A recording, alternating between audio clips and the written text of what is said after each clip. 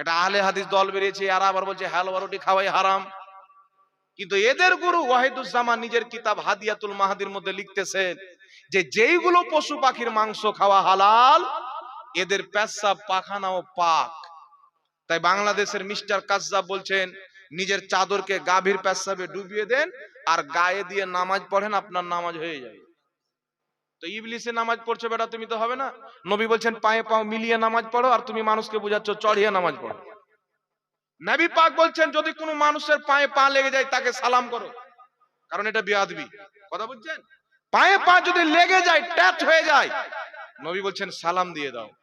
আর এ মৌলবীকে নবী পাক বলছেন যে পায়ে পা মিলিয়ে নামাজ পড়ো। মিলিয়ে মানে কি বাবা? মিলিয়ে মানে মৌলবী সাহেবের পাও থাকবে ভাগবান গোলা, আমার পাও যেন রানীনগরে না থাকে, আমারও যেন ভাগবান গোলা থাকে, বরাবর হয়ে দাঁড়াও। আর এ বাটারা মানুষকে বোকা বানিয়ে বলছে চড়িয়ে দাও। বাপ থাকলেও ওর উপরে পাও চাপাও, খালা থাকলেও ওর উপরে পাও চাপাও। তো যেই কাজটা নামাজের বাইরে বেয়াদবি, নামাজের ভিতরে কি করে শরীয়ত হয়ে গেল? কথা বুঝতে পারছেন বাবা? নামাজের বাইরে যেই কাজটা বেয়াদবি, নামাজের ভিতরেও বেয়াদবি। নবী বলছেন পায়ে পা মিলিয়ে দাঁড়াও, ঘাড়ে ঘা মিলিয়ে দাঁড়াও, যেন আমার পাও আপনার পায়ে দুজন সমান হয়, আগে পিছে যেন না হয়, ঘাড় যেন আমাদের বরাবর হয়ে যায়, মাঝখানে যেন কোনো ফাঁকা জায়গা না থাকে। কথা বুঝতে পেরেছেন বাবা? আচ্ছা বলেন তো বাবা, পাও যখন চাপাবেন তো ঘাড়টা মিলবে? এদের দেখবেন ঘাড় মিলে না, পায়ে পা চাপিয়ে বসে আছে। কথা বুঝতে পেরেছেন? এই জন্য বিরাদর ইসলাম পায়ে পা মিলিয়ে দাঁড়াও হাদিসটা আমরাও মানি। আপনার আমার সবারই পাও যেন বরাবর থাকে, করে দিল্লি তার করে হাওড়াতে যেন না থাকে, এটাই নবী বুঝিয়েছেন। আর এ বেটা মানুষকে বুঝাচ্ছে যে পায়ে পা চাপিয়ে দাও। চিন্তা করছেন? আপনার পাও যদি চলে যায় চলতে চলতে চলতে হরিহার পাড়া, তো ওর পাও চলে যাবে হরিহার পাড়া। বলছে পায়ে পাও কেন চাপাচ্ছ? বলছে শয়তান যেন না ঢুকতে পারে। তো তোর তো 16 মোজারতে নিচ দিয়ে ঢুকে যাবে, ওর ট্যাঙের তল দিয়ে ঢুকতে পারবে কি পারবে না? শয়তান মানুষের রাগে ঢুকতে পারে, তো ট্যাঙের তল দিয়ে ঢুকতে পারবে না।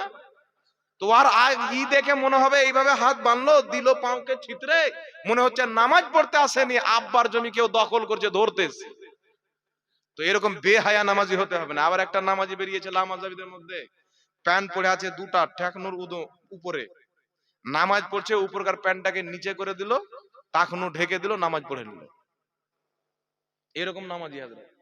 আবার নামাজে কি এদের আব্দুর রাজ্জাক বিন ইউসুফের মা নামাজ পড়াচ্ছে, আর ওর চাচারা ভাই, খালারা ভাই, ফুফারা ভাই সব ওর পিছনে নামাজ পড়ছে। মহিলা নামাজ পড়ছে, পড়াচ্ছে ইমাম, আর পুরুষ ওর পিছে নামাজ পড়ছে। তাহলে নিয়াত কি করবেন? ইক্তাদাই তো বেহাজাল ইমাম, এই ইমামের পিছে, না নিয়াত করবেন এই জামিলের পিছে? কি নিয়াত করবেন বাবা? এই ইমামের পিছনে নিয়াত করবেন, না নিয়াত করবেন যে এই হাসিনার পিছে? আর ওর পিছে যারা দাঁড়িয়ে থাকবে ওরা নামাজের দিকে ধ্যান থাকবে না, ওই মহিলার দিকে ধ্যান থাকবে। তো বরবাদ করে দিচ্ছে ইসলামকে। ইসলামের জঘন্য ফিরকার নাম হচ্ছে আহলে হাদিস। আর সিরাতে সানাইয়ার মধ্যে সানাউল্লাহ আমৃতসরি লামাজহাবিদের গুরু লিখছে যে আমরা ইংরেজদের পাও ধরে বললাম আমাদের নাম ওয়াহাবি কাটিয়ে আহলে হাদিস দিয়ে দাও, ইংরেজরা আমাদেরকে আহলে হাদিস নাম দিয়েছে।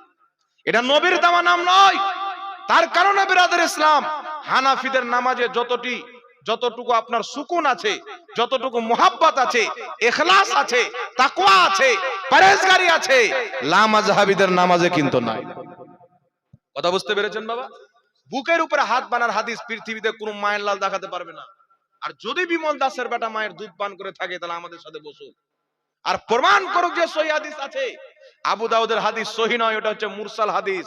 সহি মুত্তাসিল হাদিস দেখাতে হবে। মুরসাল হয়ে গেলে তো ইনকিতা হয়ে গেল, আর ইনকিতা থাকলে তো তোমাদের নিকটে গ্রহণযোগ্য নয়, তো জাতিকে কেন গোমরা করতেছে?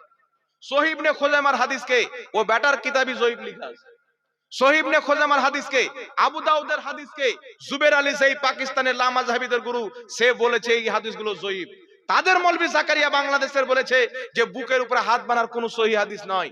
তবে তিরমিজি শরীফ উঠান, ইমাম তিরমিজি লিখছেন আহলুল ইলম সাহাবায়ে কেরামের মাযহাব ছিল, তাদের মধ্যে অনেক কেউ নাভির নিচে হাত বানতেন, অনেক কেউ নাভির উপরে হাত বানতেন, না বুকের উপরে হাত বানার কথা কেউ বলেন।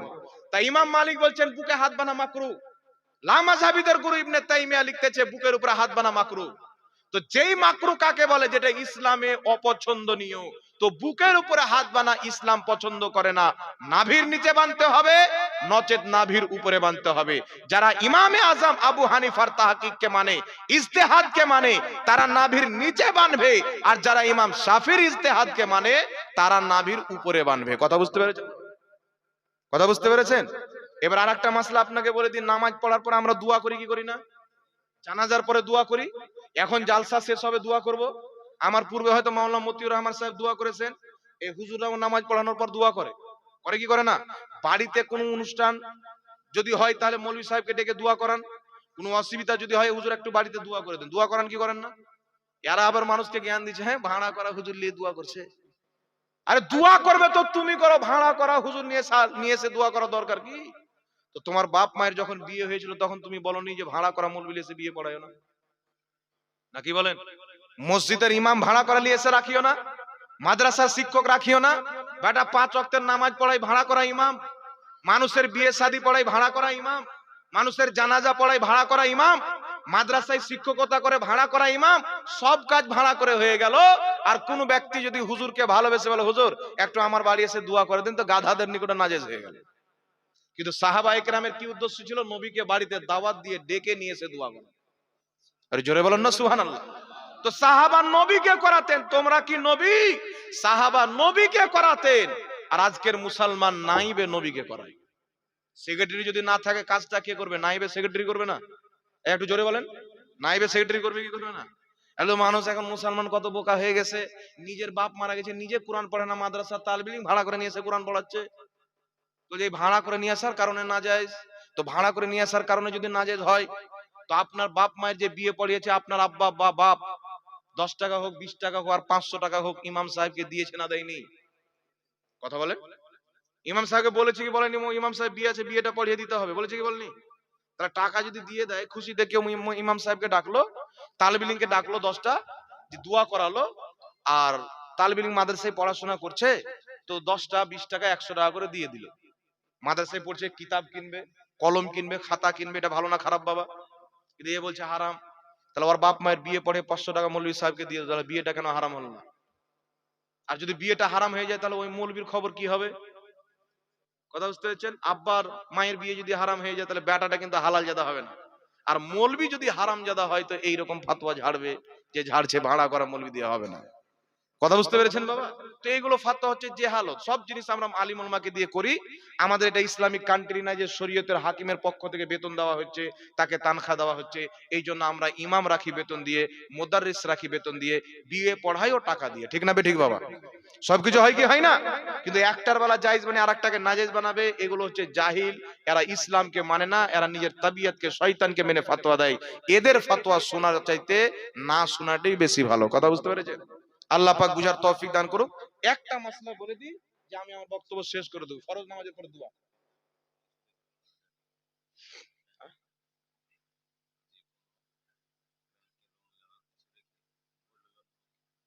দেখেন এই লোন সম্পর্কে অনেক জানতে হবে, এই বিষয়ে আমার ডিটেলস জানা নাই, আমি না জেনে ফতোয়া দেব না। ব্যাংক সম্পর্কে ডিটেলস আমি জানবো, লোন সম্পর্কে এগুলো ব্যাপারে ডিটেলস জেনে। দেখেন এগুলো ফতোয়া কিছু হয় না যে ফতোয়াকে অনেক তাহাকিক করতে হয়। আপনি ফতোয়া দিলেন, 10টা 15টা কিতাব পড়তে হবে, মশলাটা দেখতে হবে কি আছে, তারপরে ফতোয়ার উত্তর দিতে হবে। কথা বুঝতে পেরেছেন না? তো এখানে লোন ফোনের যে ব্যাপারটা আছে এই বিষয়ে আমার কমপ্লিট জানা নেই, তাই এই বিষয়ে আমি কিছু বলতে চাই না। যেটা না জানার জন্য চুপ থাকা দরকার।